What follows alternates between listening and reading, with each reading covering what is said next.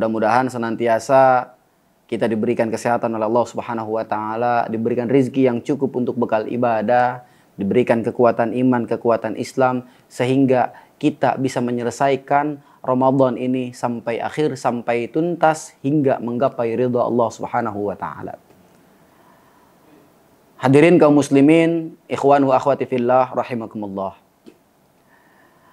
Pada pembahasan kali ini, sedikit Al-Fakir ingin sampaikan tentang hikmah daripada Ramadan, hikmah daripada berpuasa. Perlu kita ketahui bahwasanya bulan Ramadan ini memiliki banyak hikmah yang bisa kita ambil, banyak pelajaran yang bisa kita ambil. Namun jika kita jelaskan satu persatu, waktunya panjang. Nggak akan cukup 1-2 jam untuk menjelaskan tentang hikmah Ramadan, karena begitu banyak hikmah yang bisa didapatkan oleh orang-orang yang berpuasa di bulan Ramadan. Namun ada salah satu yang ingin saya sampaikan. Salah satu hikmah daripada Ramadan adalah apa? Mengontrol, menjaga hawa nafsu untuk senantiasa apa? Untuk senantiasa tidak selalu diri kita itu mudah mengikuti keinginan daripada hawa nafsu. Sesungguhnya di dalam diri kita itu ada hawa nafsu, ada. Bukan manusia namanya kalau nggak punya hawa nafsu. Hewan aja punya hawa nafsu. Kalau hewan nggak punya hawa nafsu, nggak mungkin dia bisa beranak pinak. Nggak mungkin dia mau makan. Yang nggak punya hawa nafsu cuman malaikat. Kita manusia punya hawa nafsu. Namun hawa nafsu kita banyak. Ada hawa nafsu yang baik, ada hawa nafsu yang buruk. Kebanyakan yang ada dalam diri kita adalah hawa nafsu yang buruk. Dan banyak di antara kita yang belum tahu caranya bagaimana untuk mengontrol dan menjadikan nafsu yang buruk menjadi nafsu yang baik. Maka melalui puasa salah satunya untuk mengontrol hawa nafsu kita dari yang tadinya buruk menjadi baik. Salah satu hikmahnya mengontrol hawa nafsu yang tadinya buruk menjadi baik. Contoh, kalau orang lagi puasa nih, pengen bermaksiat, pengen maksiat. Tiba-tiba kadang-kadang keinget di dalam hatinya, sayang gua bikin maksiat, ntar puasa gua batal. Harus ngulang lagi, harus qadha dan lain sebagainya. Hingga pada akhirnya apa? Nggak jadilah dia berbuat maksiat. Karena apa? Karena posisinya lagi berpuasa. Terus mengontrol hawa nafsu melalui apa? Syahwat makan. Hawa nafsu kita itu tinggi. Kita butuh makan tiap hari, dan kadang-kadang manusia itu lebih rakus dibanding hewan. Mentok-mentoknya hewan makan daun. Mentok-mentoknya hewan makan daging. Tapi kalau kita daging dimakan, rumput dimakan, sampai pohon-pohon dimakan. Ada pohon yang dimakan. Tuh pohon bambu. Ya kan? Dimakan tuh pohon bambu. Saking rakusnya kita. Udah rakus, ya Allah, nambah lagi, nambah lagi. Makanya puasa itu mengontrol hawa nafsu kita biar apa? Biar kita enggak menjadi orang yang serakah. Karena sejatinya setiap manusia ada sifat serakah tuh. Pengen paling banyak dapatnya. Ya kan? Ya Allah, ya Rabbana. Maka dari itu mari jadikan puasa ini sebagai salah satu cara untuk mengontrol hawa nafsu kita.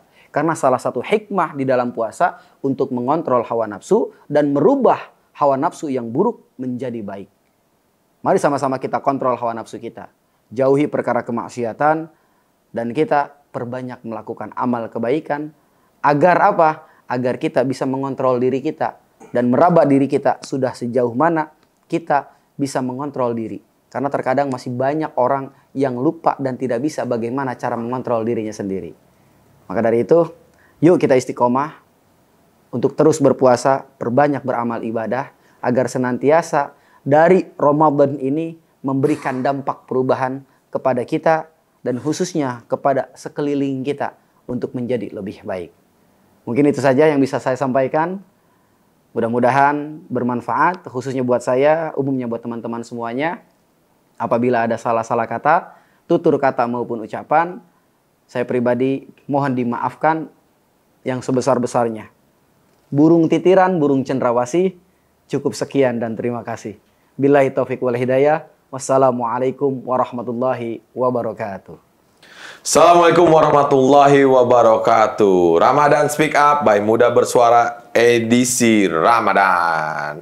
Masih bersama Ustadz Albi Fahlan Jihad. Siap. Nah, udah hari ke-10, tambah semangat aja nih. Insya Allah. Ustadz Harus Albi semangat. nih. Tinggal 20 hari lagi. Orang-orang puasa lemes, dia doang yang seger. Puasa itu jangan dihitung-hitung. Berasa lama, nikmati, jalan disyukuri. Nikmatin aja. Bagi teman-teman yang sedang menjalankan ibadah puasa, nikmatin aja. Itu proses. Betul. Sama mengontrol diri ya, Tat. Betul. Nah, dan kita juga mau mengingatkan nih, jangan lupa like, subscribe, komen, dan share video ini ke teman-teman kalian sebanyak-banyak mungkin. Semoga dengan hal itu menjadi amal jariah untuk kebaikan kalian semua. Amin. Tadi juga tausiahnya Ustadz Albi membawakan tema Hikmah Ramadan. Ya. Hikmah Ramadan itu tadi ada cara mengontrol diri. Betul. Nah, mengontrol, kadang kita ini udah dari 11 bulan kita lewati, kita terlalu menggebu-gebu nih, Tat. Betul. Dunia. Akhirat. Duit begitu ya. Akhiratnya agak dikurangi. Pandailah. Iya. Dunia terus dikejar. Nah, Yes. dalam bulan Ramadan ini bagaimana cara kita menyeimbangkan antara dunia dan akhirat? Baik. Ya kan, Tat? Siap. Nah, salah satunya mengontrol diri. Mengontrol diri ini macam-macam jenisnya. Kayak tadi Ustadz bilang kan, hawa nafsu kita kan menggebu-gebu. Betul. Nah, baik juga untuk yang mau diet nih, Tat, ya. Ya. Diet. Nah, ini kan diet nih biasanya jadi wacana-wacana doang nih. Ramadan mumpung-mumpung. Ya, mumpung-mumpung Ramadan, diet. Satu, diet buat badan. Duanya bisa pahala. Nah, Buat yang rokok juga, kalau pengen berhenti merokok tuh. Ini terapi juga nih, terapi. Mengurangi rokok. Walaupun tidak bisa berhenti secara total, tapi setidaknya berkurang. Nah, biasanya 16 Bungkus. batang. 16 Bungkus. bungkus. Sepur kali itu orang. 16 batang sehari. Ya, sahur sama buka ya. Gitu. 16 juga sih kayaknya. Nah, Tat, itu kalau yang orang-orang yang punya niat seperti itu terus tapi dibarengi sama puasa tuh gimana, Tat? Bagus. Contoh begini. Ketika kita merasa minder, badan kita merasa gendut ya. Kita punya wacana pengen apa? Pengen diet ya. Belum bisa juga. Iya. Ini salah satunya cara berpuasa ya, gunakan diet. Kenapa? Karena kadang-kadang kalau kita di hari-hari biasa pengen diet dengan cara menahan isi perut gitu ya, untuk tidak makan hal-hal yang macam-macam, itu susah. Karena apa? Sekeliling kita nggak puasa. Ya, ini mumpung akhirnya nih. gampang tergoda. Mumpung Makanya bareng-bareng. ini mumpung lagi mumpung pada puasa. Jadi Iya. gunakan untuk waktu berdiet, salah satunya ya. Iya. Bisa juga. Lalu yang kedua, salah satunya berhenti merokok, bukan berhenti juga, mengurangi. Bisa. Ya, mengurangi. Ya. Karena saya pribadi, satu hari itu rokok bisa 2 sampai 3 bungkus. Saya sehari. Itu diisep apa dimakan? Kalau saya kan di pondok, di pesantren dulu itu kalau ngerokok nggak sendirian. Satu bungkus itu nggak diisep sendiri, kita temprakin bareng-bareng. Sharing, ya wajar lah ya. Kirain sendiri, Tat. 2 sampai 3 bungkus dimakan kayaknya itu tembakau. Waktu itu kalau sendirian sih paling sebungkus, 2 bungkus paling banyak. 2 bungkus paling banyak ya. Datangnya Ramadan berkurang gitu. Kan ibaratnya kan kayak rehab kita ya kan. Iya, detox. salah satu cara gitu. Nah, mengontrol diri kita tadinya yang kalau pengen berhenti di hari-hari biasa susah kan? Susah. Sekeliling kita ngerokok, kita kegoda lagi. Iya, betul. Nah, begitu. Iya, jadi gitu. Cara mengontrol diri, siapa tahu teman-teman ini punya niat untuk diet, mengurangi rokok, atau irit dan mau menabung ya, Tat ya? Bisa. Nah, jangan sampai ini bulan Ramadan ini malah makin bengkak pengeluaran. Tapi biasanya begitu tuh, Tat. Biasanya, makanya itu. Biasanya datangnya bulan Ramadan, pengeluaran bukan semakin kecil, malah semakin banyak. Nah. Kenapa? Karena nafsunya nggak bisa dikontrol. Nah, itu dia tuh cara mengendalikan dirinya. Datang di waktu mau buka puasa, Dia sebenarnya butuhnya minuman sama makanan. Tapi ada apa aja yang ada dibeli. Es kelapa, es cendol, es daun semuanya. Ya jebol. Akhirnya baju lebaran nggak kebeli. Nah, kan, Ya kan? akhirnya baju lebaran harusnya 3 setel, jadi 1 setel. Hari pertama doang lebarannya. Nah, jadi bisa-bisanya lah kita mengontrol diri. Itu kan buat kebaikan kita juga. Betul. Terus dapat pahala juga. Kurang apa nih bulan Ramadan ini? Betul. Terlalu banyak memberikan bonus pada kita. Banyak. Tadi ayat apa, Tat? Yang mana? Ar-Rahman. Fabi ayyi ala'i rabbikuma tukadziban. Yang artinya Nikmat mana lagi yang mau kau dustakan, Ferguson? mantap kali tuh. Allah udah ngasih banyak nikmat ke kita. Mau sampai kapan kita lupa sama Allah? Astagfirullahaladzim. Yuk kita kontrol diri yuk. Makanya saya teringat dengan kalamnya Yusuf Hamka. Ya. Almarhum Pak Yusuf Hamka. Beliau mengatakan, bekerjalah engkau seakan-akan engkau akan hidup 1000 tahun.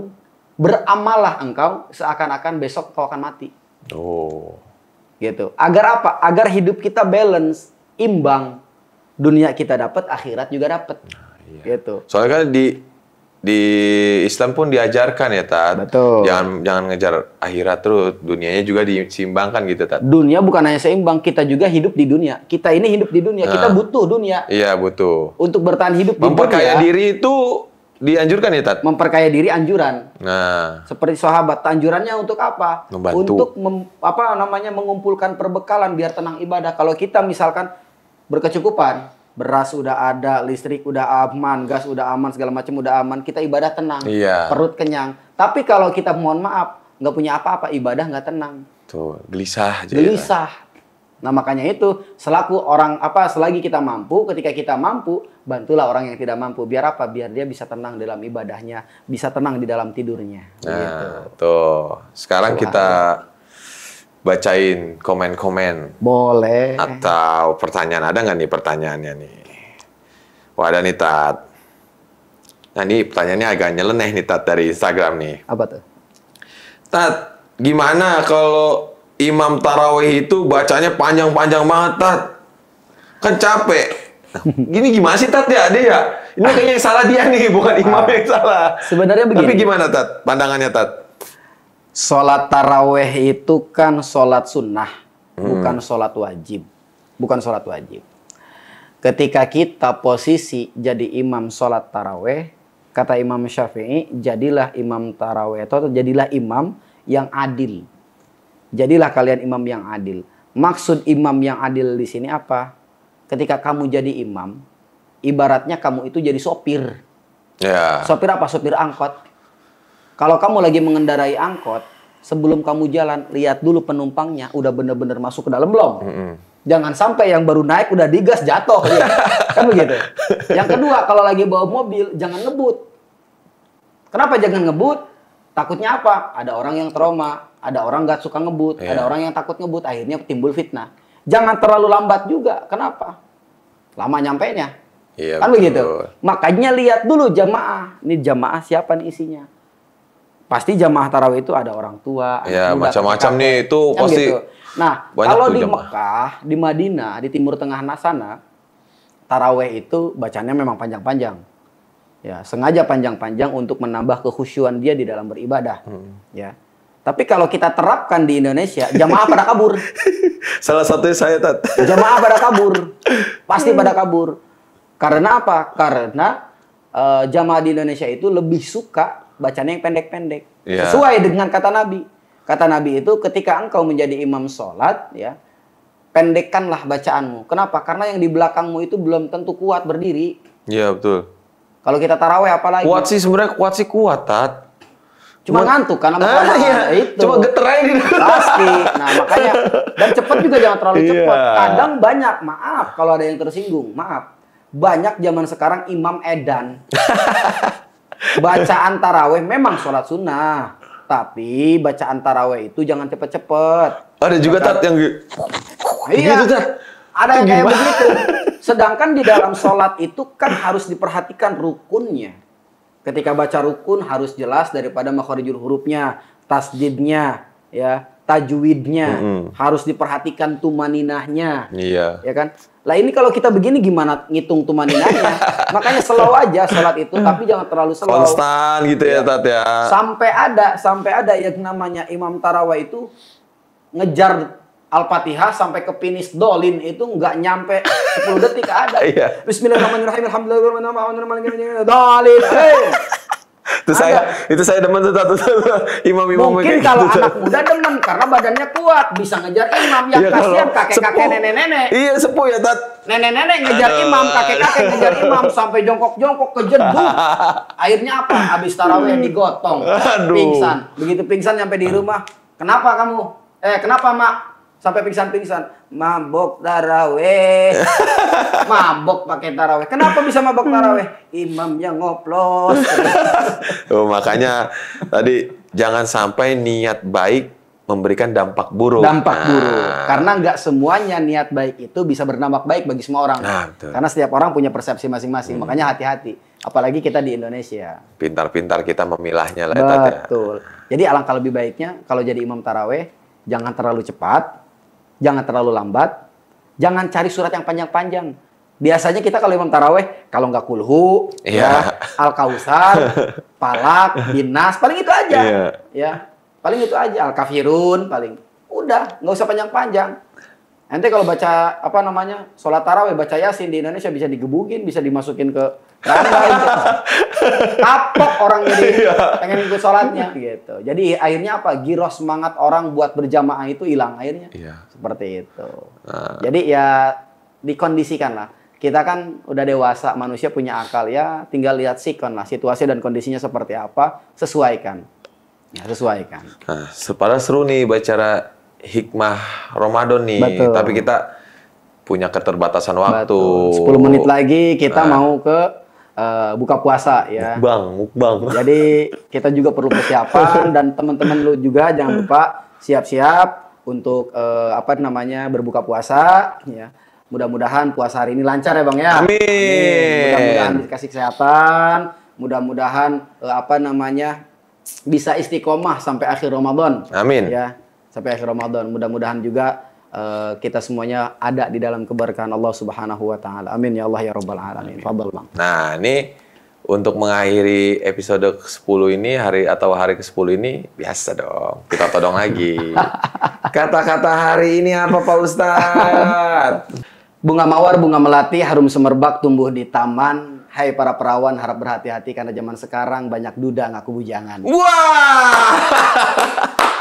Bunga mawar, bunga melati, harum semerbak tumbuh di taman. Hai para bujangan, harap berhati-hati karena zaman sekarang banyak janda ngaku perawan. Bisa aja nih Ustadz Albi nih.